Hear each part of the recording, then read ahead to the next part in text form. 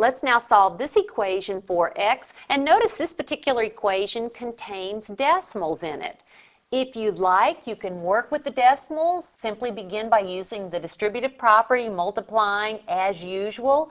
There's an alternate method if you'd like. You can multiply through by a multiple of 10 so that you no longer have decimal numbers.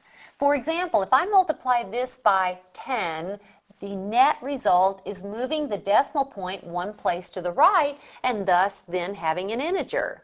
So I'm going to do that. I'm going to multiply every single term by 10. Remember, it has to be every single term by the multiplication property of equality.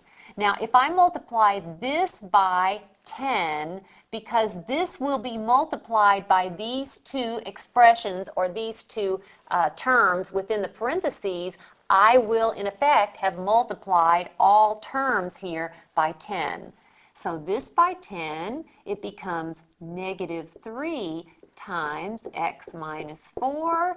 This by 10 becomes 10x equals, and then this by 10, 5 times 3 minus x. Again, I've taken care of what's inside parentheses because it will be multiplied by this 5, which was earlier multiplied by 10. Now let's continue.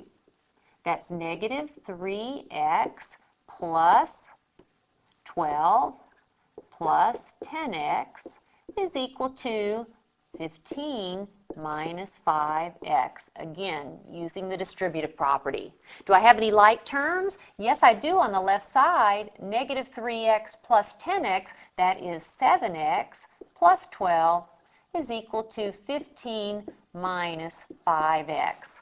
I'm going to add 5x to both sides. So here's my left side, 7x plus 12. I'll add 5x. Here's my right side, and I'll add 5x.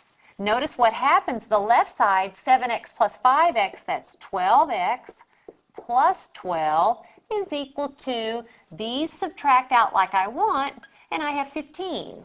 And now let me subtract 12 from both sides. So the left side, 12x plus 12 minus 12 is equal to 15 minus 12.